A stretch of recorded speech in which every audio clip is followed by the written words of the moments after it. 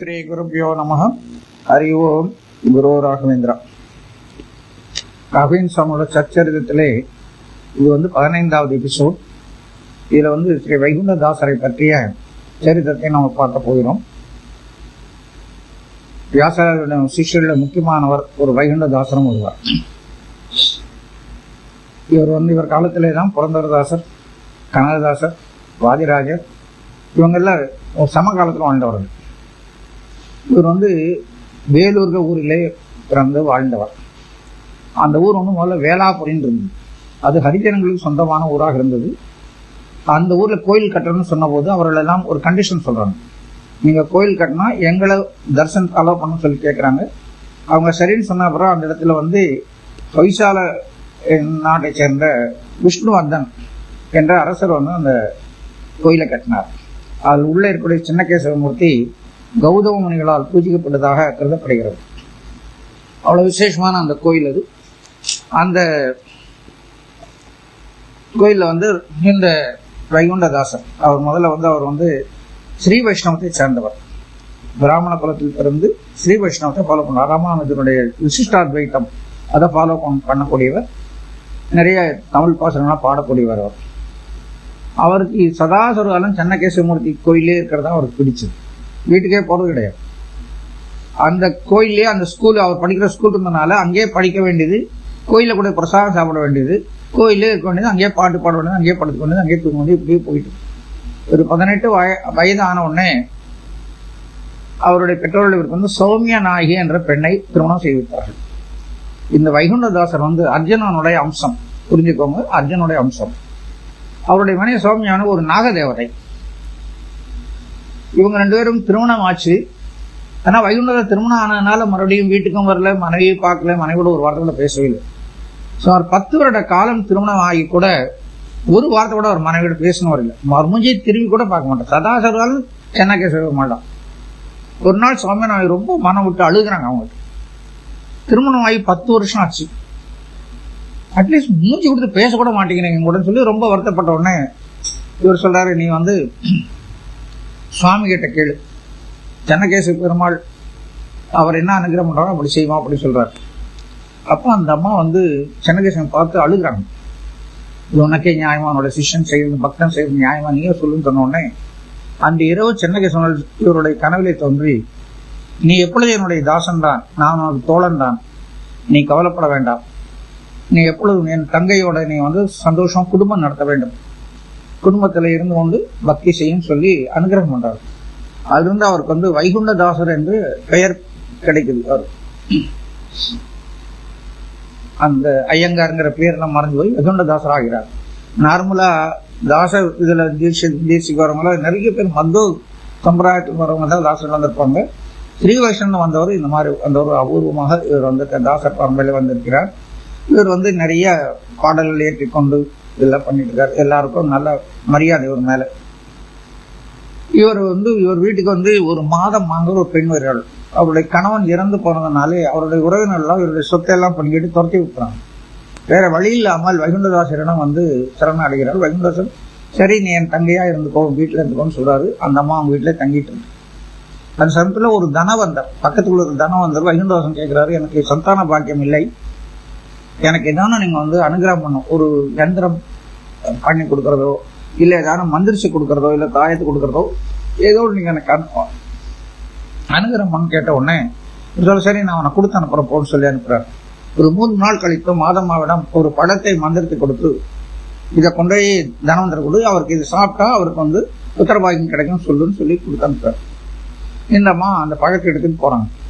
போனா தனவந்தர் ஊர்ல இல்லை. வறுமொழியில் இந்த அம்மா எனக்கு திரும்பி வரும்போது என்ன யோசனை பண்ணுது, இந்த பழத்தை நானே சாப்பிட்டேன்னா எனக்கு புத்திரபாகியம் கிடைக்கும், எனக்கு ஒரு ஆதரவு இருக்கும் இல்லையா, அதனால எனக்கு புத்திரபாகியம் கிடைக்கும்னு சொல்லிட்டு அந்த பழத்தை இந்த அம்மா சாப்பிட்றாங்க. வைகுண்டதாசர் ஒன்றும் சொல்றதில்லை. ஒரு 3 நாள் கழித்து அவர் மறுபடியும் அந்த தனவந்தர் மறுபடியும் வருகிறார். வந்த உடனே சுவாமியை நீங்க எனக்கு அனுகிரகம் பண்ணலன்னு கேட்கிறாரு. நான் மாதமாட்ட கொடுத்து அனுப்பிச்சுன்னு சொன்னா இல்லை எனக்கு வரல அப்படின்னு சொல்றாரு. மாதமாவை கேட்டோன்னே சொல்றாங்க, இந்த மாதிரி நான் போன ஊர்ல இல்லை, நானே சாப்பிட்டேன் அப்படிங்கிறாரு. அப்போ தனவன் சொல்லுவோம், உனக்கு இந்த பாக்கியம் கிடையாது, பிராப்தி இல்லை, சந்தான பாக்கியத்துக்கு உண்டான பிராப்தி இல்லை, இதை நீ அக்செப்ட் பண்ணிக்கணும் சொல்லி சொல்றாரு. இந்த பழத்தை சாப்பிட்டதுனாலே மாதம்மாவுக்கு கர்ப்பமாகி ஆண் குழந்தை பிறக்கிறது. அந்த குழந்தைக்கு நஞ்சுண்டையான் இருக்கிறாங்க. ஒரு விதவிக்கு குழந்தை பிறந்த உடனே எங்க தங்கியிருக்கா? வைகுண்டதாசர் வீட்டில் தங்கியிருக்கா. அதனால வைகுண்டதாசர் மேல எல்லாரும் கால் பண்ணிச்சுக்கொண்டு அவர் திட்டுறாங்க, கண்ணாவதான் நீ அந்த பெண்ணை வந்து நீ எடுத்துட்ட, விதவையை நீ வந்து மறுபடியும் செய்த அதுன்னு சொல்லி எல்லாம் ஊர்ல எல்லாரும் பேச ஆரம்பிச்சாங்க. ஆனா இவர் அதை பத்தி எல்லாம் கவலையே படலை. இவர் பாட்டுக்கு இறைவனுடைய நாமம் அவருடைய பையன் பாட்டு இதுலயே போயிட்டு. அப்படி இருக்கும்போது இவருடைய தந்தைக்கு சிரார்த்தம் பண்ண வேண்டிய நேரம் வருகிறது.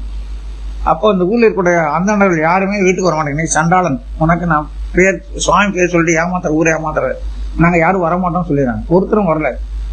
அப்போ சென்னகேசவ பெருமாளே ஒரு புரோகித ரூபத்திலே வீட்டுக்கு வந்து இவருக்கெல்லாம் சிரார்த்தம் நடத்தி வச்சு அவர் வீட்டுல சிரார்த்த சாப்பாடு சாப்பிட்டுட்டு இவர் கொடுத்த தட்சணை வேஷ்டி எல்லாம் எடுத்துட்டு வர்றாரு. அன்று மாலை கூட்டி இந்த கோயிலை திறந்து பார்த்தா அவர் பாதத்துல இவர் நம்ம வைகுண்டதாசர் கொடுத்த வேஷ்டி தட்சணை எல்லாம் அவர் பாதத்திலே இருக்கிறத பார்த்தோம். அப்போதான் ஊர் ஜனங்களுக்கு புரியுது, சுவாமியா போய் புரோகித ரூபத்துல போய் சிரார்த்தம் பண்ணிச்சுக்கான்னு தெரிஞ்சு அவர்கிட்ட எல்லாரும் அவர்கிட்ட மன்னிப்பு கேட்கிறாங்க.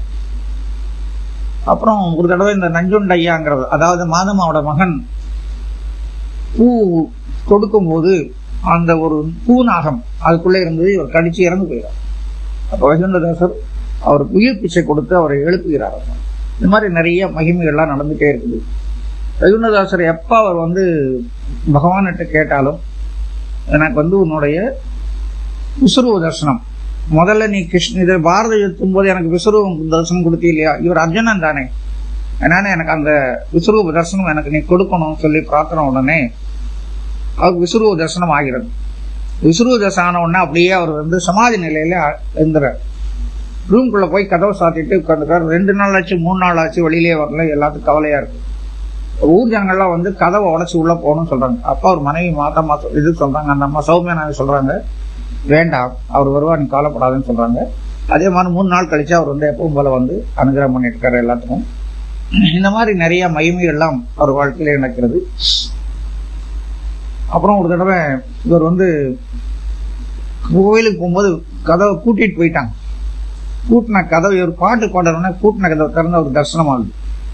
அதுவும் அவர் தேவநாமால பாடியிருக்காரு.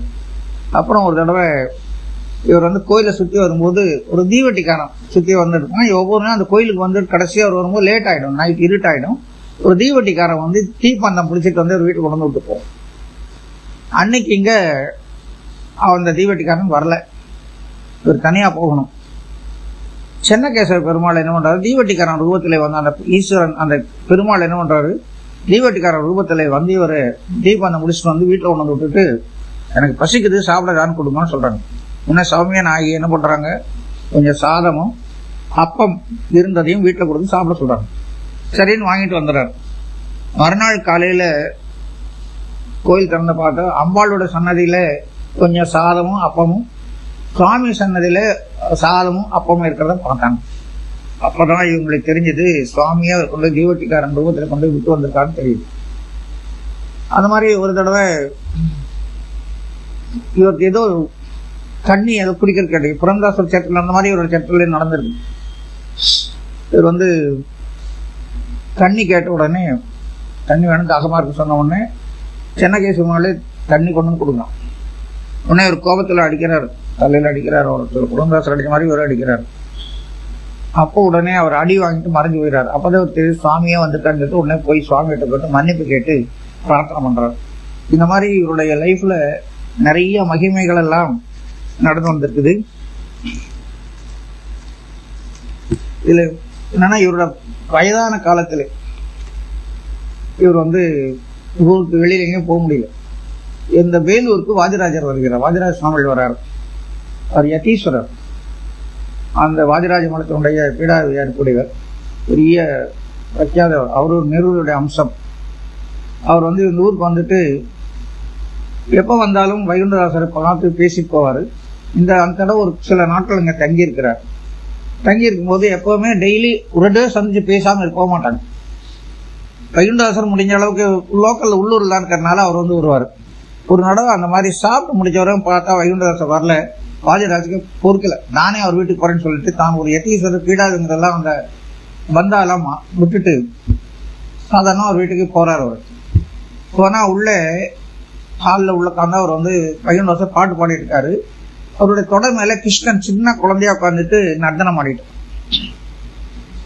உடனே இவர் என்ன பண்றாரு, உள்ள போகாம திண்ணல் உட்காந்து அப்படியே பார்த்துட்டே இருக்காரு.